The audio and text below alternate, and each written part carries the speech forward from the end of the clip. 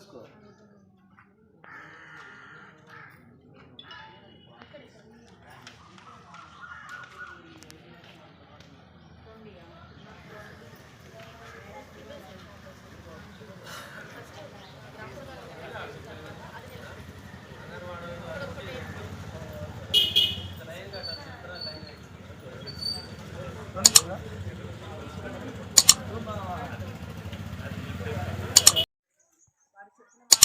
చెప్పినట్టుగానే ఫస్ట్ 2 గ్యారెంటీలు 10 లక్షల బీమా అయితేనేమి, అదేవిధంగా మహిళలకు మహిళా మన బస్సు ఉచిత ప్రయాణం అయితేనేమి అది ప్రవేశపెట్టడం జరిగింది. ఇక మిగతా గ్యారెంటీలను ఒక 100 రోజుల్లో కంప్లీట్ చేసేసుకోవాలి, దాన్ని మనం ముందుకు తీసుకెళ్లాలని ముఖ్యమంత్రి రేవంత్ రెడ్డి గారు దృఢ సంకల్పంతో ఈ యొక్క పథకాలను కూడా ప్రవేశపెట్టడం జరిగింది. మరి మనకి ఒక 10 సంవత్సరాల నుంచి కొత్త రేషన్ కార్డ్స్ లేవు, అవును కదా, కొత్త రేషన్ కార్డు లేవు, కొత్త పెన్షన్లు లేవు. మనకి మన మతాలకు అతీతంగా, ప్రాంతాలకు అతీతంగా,